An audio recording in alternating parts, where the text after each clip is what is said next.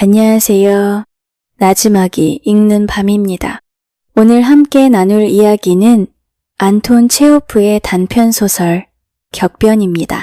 한 젊은 가정교사가 겪는 짧지만 깊은 모욕의 순간, 그리고 그 안에서의 결단과 감정의 물결을 담고 있는 작품이에요.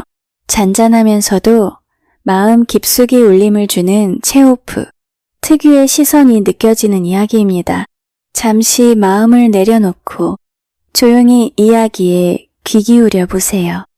막시엔카 파블레츠카야는 기숙학교를 막 졸업한 어린 소녀로 가정교사로 머물고 있던 쿠시킨 가족의 집으로 산책을 마치고 돌아오는 길이었다. 그런데 집안은 무언가 큰일이 난 듯 술렁이고 있었다. 문을 열어준 문지기 미하일로는 얼굴이 개처럼 벌겋게 달아오른 채 잔뜩 흥분해 있었다. 위층에서는 고성이 들려왔다. 쿠시킨 부인이 발작이라도 일으킨 걸까? 아니면 남편과 크게 다툰 건가? 막시엔카는 그렇게 짐작했다. 현관과 복도를 지나며 하녀들을 몇 마주쳤는데 그중 하나는 울고 있었다. 그러다 그녀는 자신의 방에서 막 달려나오는 집주인 니콜라이 세르게이치와 마주쳤다. 그는 키가 작고 얼굴은 축 늘어졌으며 머리는 벗겨져 있었지만 나이가 많은 편은 아니었다. 얼굴은 붉게 상기되어 있었고 온몸이 경련하듯 떨리고 있었다. 그는 막시엔카를 본체만 채 지나쳐가며 두 팔을 번쩍 들고 외쳤다. 아, 끔찍해. 무례하기 짝이 없잖아. 멍청하고 야만적이고. 정말이지. 최악이야. 막시엔카는 자신의 방으로 들어갔다. 그리고 그 순간 그녀는 태어나 처음으로 남의 집에 얹혀 사는 처지에서 비롯되는 그 뼈아픈 감정을 온몸으로 실감하게 되었다. 부유하고 권력 있는 사람들의 집에서 그들의 빵을 얻어먹는 입장의 노인이들이 흔히 겪는 하고 싶은 말을 마음대로 할 수 없는 그 막막하고 억울한 감정이었다. 그녀의 방에서는 수색이 진행 중이었다. 집주인 페도샤 바실리에브 나는 다부지고 어깨가 떡 벌어진 데다 세련됨이라고는 전혀 찾아볼 수 없는 여인이었는데 두꺼운 검은 눈썹과 거의 보이지 않을 정도의 콧수염, 그리고 벌겋게 튼 손을 가진 그녀의 인상은 글도 모를 허름한 부엌대기와 다를 바가 없었다. 그녀는 머리에 쓰던 모자도 쓰지 않은 채 책상 앞에 서서 막시엔카의 바느질 가방 속에 있던 털실 뭉치며 천 조각들, 종이 쪼가리들을 다시 집어넣고 있었다. 가정교사가 갑작스레 돌아온 것이 그녀에겐 뜻밖이었던 듯했다. 고개를 돌려 창백하고 놀란 막시엔카의 얼굴을 보자 그녀는 잠시 당황한 기색을 보이며 중얼거렸다. 미안하구나. 그게 내가 실수로 소매가 걸려서 그만. 쿠시킨 부인은 무언가 더 중얼거리더니 긴 치맛자락을 바스락거리며 방을 나갔다. 막시엔카는 멍한 눈으로 방 안을 둘러보았다. 도무지 이해할 수 없는 상황에 어찌할 바를 모르겠다는 듯 어깨를 으쓱이고는 싸늘한 두려움에 몸이 굳어졌다. 페두샤 바실리에브나는 도대체 무엇을 찾으려 했던 걸까? 정말 그녀 말대로 소매가 걸려 가방을 엎질렀을 뿐이라면 니콜라이 세르게이치는 왜 얼굴을 붉히고 온몸을 떨며 그토록 흥분한 채 방을 뛰쳐나갔을까? 왜 책상 서랍 하나는 반쯤 열려있는 걸까? 막시엔카가 10코페이카짜리 동전이나 오래된 우표를 넣어두던 돈 상자는 열려있었다. 누군가 열어봤지만 어떻게 다시 잠그는지는 몰랐던 듯 자물쇠는 이리저리 긁혀 있었다. 책에 꽂혀있던 선반, 책상의 물건들, 침대까지도 모두 누군가 뒤진 흔적이 역력했다. 빨래의 바구니조차도 정갈하게 개켜두었던 속옷들이 순서가 흐트러져 있었다. 그녀가 산책 나가기 전과는 분명히 달랐다. 즉, 철저하게 뒤진 것이다. 아주 꼼꼼하게. 그런데 무엇을 위해? 왜? 무슨 일이 벌어진 걸까? 막시 앵카는 문지기의 흥분한 얼굴과 아직도 계속되는 집안의 소란, 울고 있던 하녀의 모습이 떠올랐다. 이 모든 것이 지금 자신의 방에서 이루어진 수색과 무관하지 않은 것일까? 설마 자신이 무언가 끔찍한 일에 휘말린 걸까? 막시 앵카의 얼굴이 하얗게 질렸다. 전신에 한기가 돌았고 그녀는 힘없이 빨래, 바구니 위에 주저앉았다. 그때 하녀 하나가 방 안으로 들어왔다. 리자, 내 방을 왜 이리 샅샅이 뒤진 건지 알고 있어? 막시 앵카가 물었다. 부인께서 브로치를 잃어버리셨어요. 2,000루블짜리예요. 리자가 대답했다. 그래도 왜 하필 내 방을 그렇게 뒤진 거지? 모두 다 뒤졌어요. 아가씨, 제 물건들도요. 우리 전부 벌거벗기고 몸까지 샅샅이 뒤졌는걸요. 전 정말이지. 부인 화장대 근처에도 간 적 없어요. 브로치를 건드리기는커녕 본 적도 없고요. 경찰서에 가도 전 똑같이 말할 거예요. 그래도 왜 여길 이렇게 뒤졌는지 모르겠어. 막시 앵카는 여전히 어리둥절한 듯 중얼거렸다. 그러니까 브로치가 도둑 맞았다고요? 부인께서 직접 손으로 온 집안을 다 뒤지고 계세요. 문지기 미하일로까지 직접 수색하셨다니까요. 이건 정말 창피한 일이에요. 니콜라이 세르게이치는 그저 옆에서 멍하니 닭처럼 깔깔 웃고만 있고요. 그런데 아가씨, 그렇게 떨 필요는 없어요. 여기선 아무것도 안 나왔잖아요. 브로치를 안 훔쳤다면 걱정할 것 없어요. 그치만 리자, 이건 너무해. 모욕이야. 막시 앵카는 분노로 숨을 제대로 쉬지도 못한 채 말했다. 이건 정말 비열하고 천박한 일이야. 날 의심할 권리가 어디 있어. 내 물건을 왜 멋대로 뒤져? 아가씨도 알다시피 지금은 남의 집에 계시잖아요. 리자는 한숨을 쉬며 말했다. 아가씨가 아가씨라 해도 결국은 이 집에선 우리랑 같은 하인이에요. 친정아버지, 어머니랑 살 때랑은 다르죠. 막시 앵카는 침대에 몸을 던지고는 흐느껴 울기 시작했다.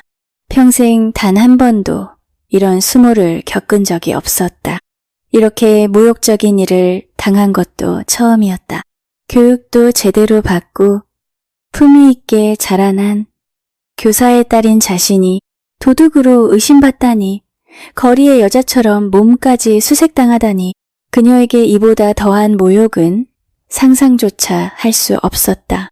분노와 모욕감에 짓눌린 그녀의 마음 한편에는 이 다음에 벌어질지도 모를 일에 대한 막연한 두려움까지 몰려들었다.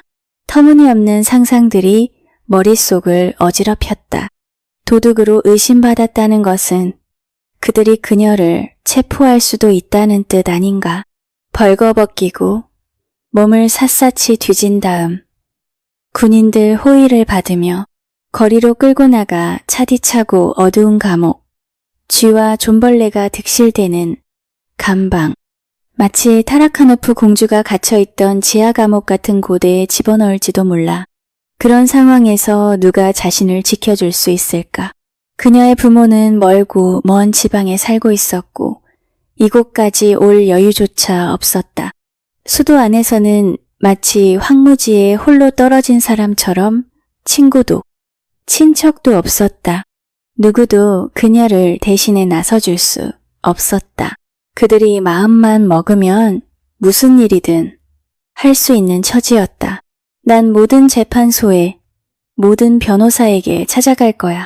막시 앵카는 온몸을 떨며 생각했다. 그들에게 설명할 거야. 맹세도 할 수 있어. 내가 도둑일 리 없다는 걸 분명 믿어줄 거야. 막시 앵카는 문득 자기 빨래 바구니 쏙시트 밑에 숨겨둔 과자 생각이 났다. 예전 기숙학교 시절처럼 점심시간에 주머니에 몰래 넣어두고 방으로 가져온 것이었다. 그 사실이 집주인 부인에게 들켰을지도 모른다고 생각하자 얼굴이 화끈 달아올랐다. 부끄러움과 두려움, 분노가 한꺼번에 밀려들며 가슴이 두근거리기 시작했고 관자놀이며 가슴, 아랫배, 깊은 곳까지 쿵쾅거리는 고동이 울려 퍼졌다. 식사 준비됐어요. 하녀가 막시엔카를 부르러 왔다. 가야 할까, 가지 말아야 할까? 막시엔카는 머리를 단정히 빗고 젖은 수건으로 얼굴을 닦은 뒤 식당으로 나갔다. 그곳에서는 이미 식사가 시작되고 있었다.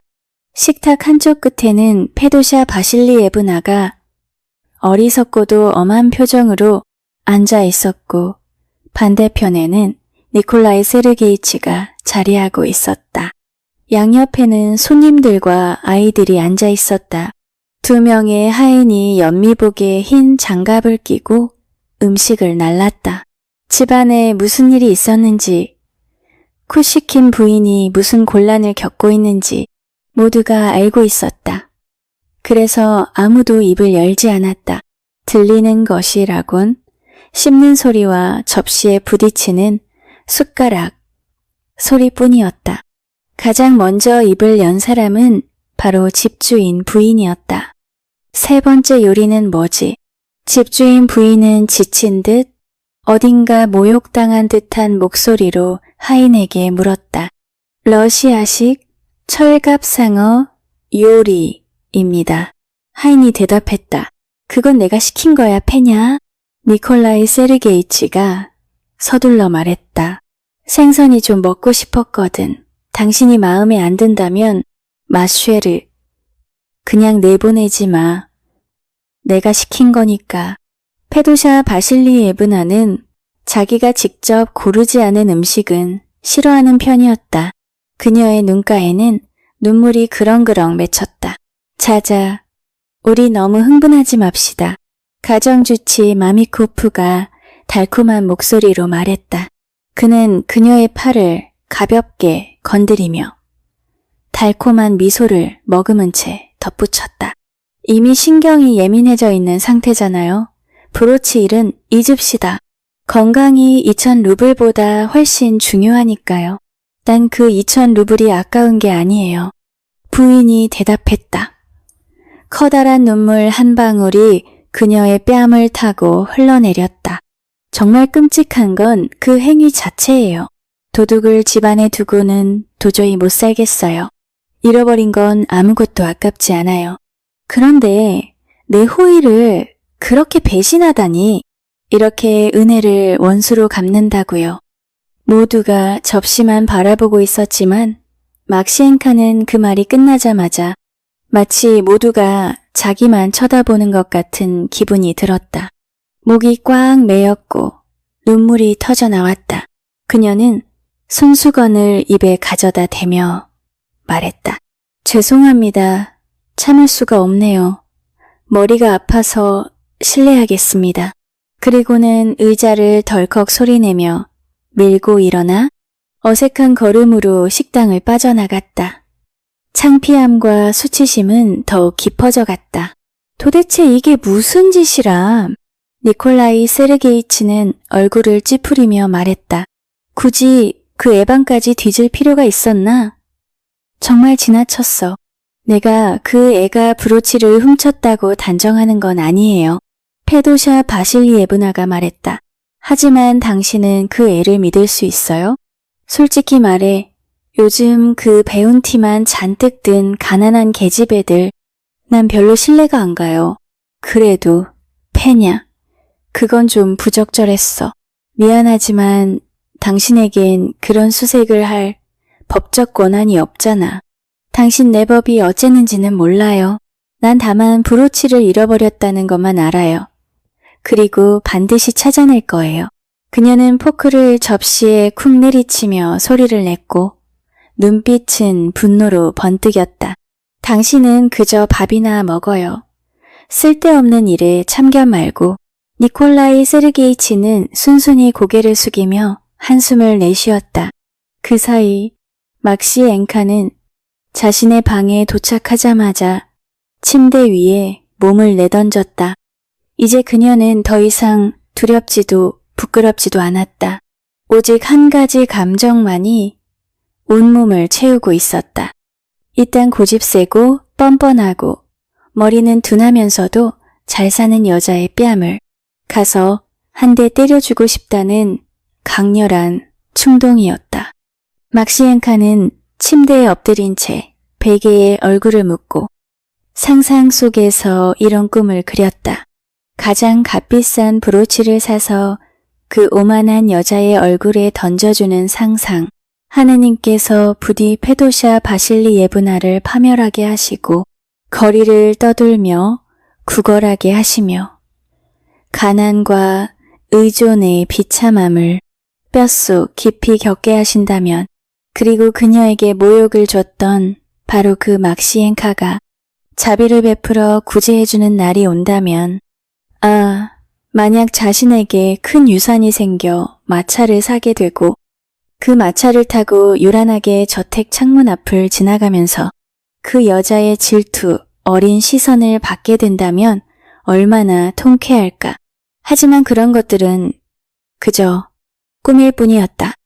현실에서 그녀가 할 수 있는 일은 단 하나, 가능한 한 빨리 이곳을 떠나는 것뿐이었다. 한 시간도 더 머무를 수는 없었다. 직장을 잃고 아무것도 없는 부모님 댁으로 돌아간다는 건 분명 끔찍한 일이었다. 하지만 어쩔 수 없었다.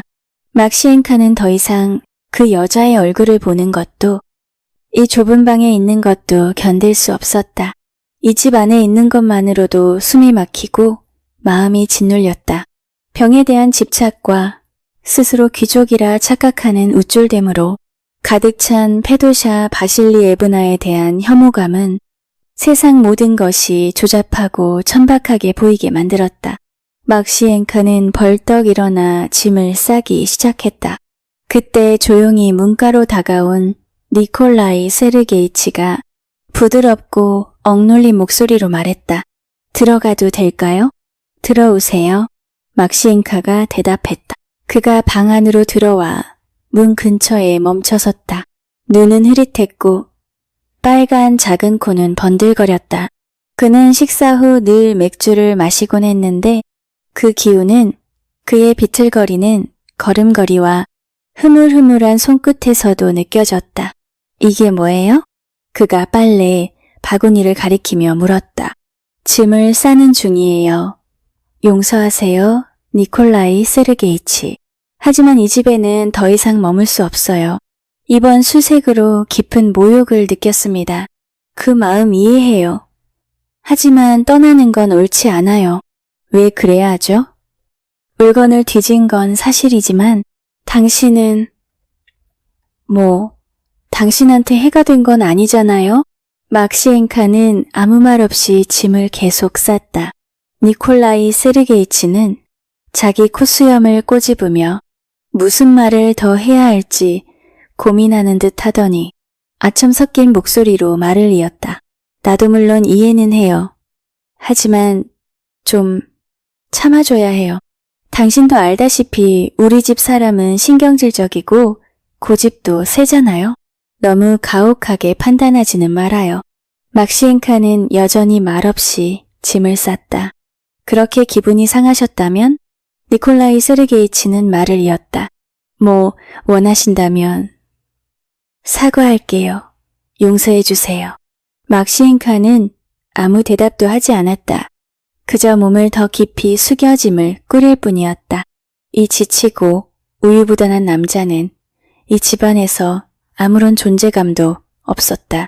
하인들에게조차도 그는 의지 없고 무력한 동거인에 불과했고, 그런 그의 사과는 전혀 의미가 없었다. 아무 말도 안 하시네요. 그 정도로는 부족하신가 보군요. 그렇다면 제 아내 대신 사과드릴게요. 아내를 대신해서 그녀가 무례하게 행동한 건 사실이에요. 신사로서 인정합니다. 니콜라이 세르게이치는 방 안을 서성이다. 한숨을 쉬고 말을 이었다. 그럼 결국 당신은 내가 이 일로 속을 썩이고 양심의 죄책감을 품고 살아가길 바라는 거군요. 내 양심이 날 괴롭히길 바라는 거잖아요. 이 일은 당신 탓이 아니라는 거 알아요. 니콜라이 세르게이치. 막시엔카는 눈물이 얼룩진 커다란 눈으로 그를 똑바로 바라보며 말했다. 괜히 마음 쓰지 마세요. 그렇지만 그래도 제발 떠나지 마세요.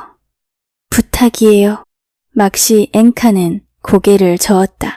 니콜라이 세르게이치는 창가에 멈춰서서 창유리의 손끝으로 톡톡 두드렸다. 이런 오해가 나에겐 정말 고문 같아요.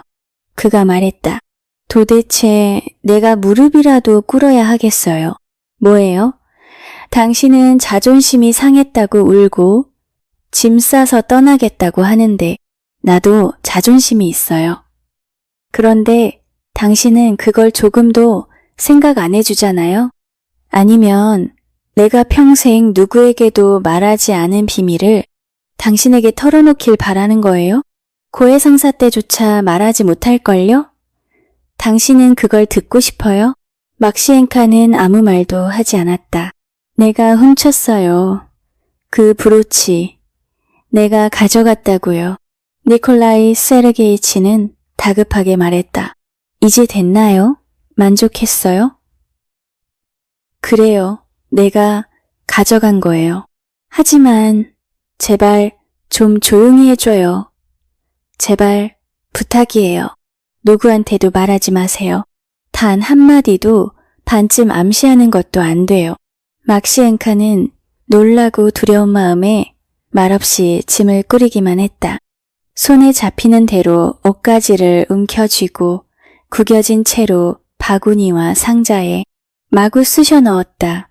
이제는 이 집에 단 1분도 더 머물 수 없었다.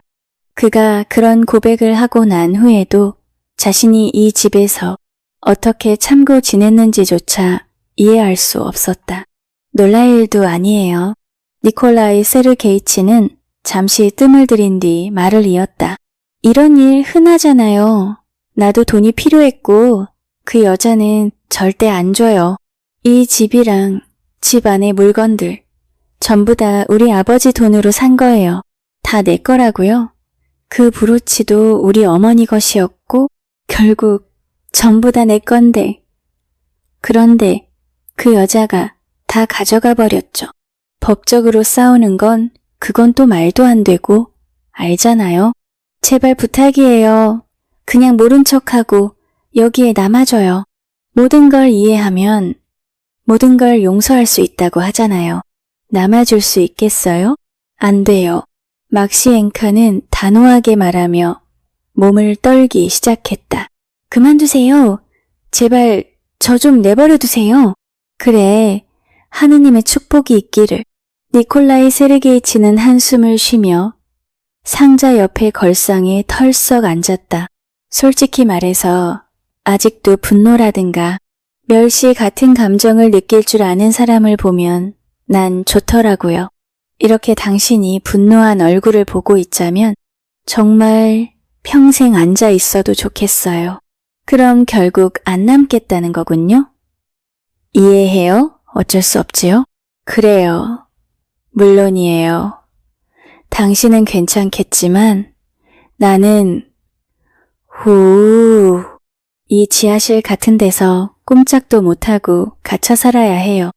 시골 영지에라도 가고 싶지만 거기도 다 마누라 사람들 투성이에요. 지주니 전문가니 도대체 하나같이 다 엉망이고 저당 잡고 또 저당 잡고 낚시도 금지, 잔디밭도 밟으면 안 되고 나무도 못 건드리게 하죠. 니콜라이 세르게이치 응접실 쪽에서 부인의 목소리가 들려왔다. 아그니야, 주인 어른 좀 불러와요. 그럼 정말 안 남겠다는 거죠? 니콜라이 세르게이치는 벌떡 일어나 문 쪽으로 가며 되물었다. 그냥 좀 더 있어주지 그래요. 저녁마다 같이 이야기라도 나눌 수 있고요. 어때요? 남아요. 응? 당신까지 떠나면 이 집엔 사람다운 얼굴이 하나도 안 남게 돼요. 그건 정말 끔찍하잖아요? 지치고 창백한 그의 얼굴에는 애원하는 표정이 어려 있었지만 막시 엔카는 고개를 저었다. 그러자 그는 손을 휘저으며 조용히 방을 나갔다. 그리고 반시간 뒤 그녀는 그 집을 떠나 길을 나서고 있었다. 이렇게 오늘의 이야기가 끝이 났습니다. 짧은 순간이지만 마음을 깊이 뒤흔드는 감정과 결심이 담긴 시간이었죠. 가끔은 아주 작은 오해와 침묵이 사람의 존엄을 건드리는 큰 파도가 되기도 합니다. 오늘의 이야기가 여러분께도 조용한 울림으로 남길 바랍니다. 다음 이야기로 다시 찾아올게요.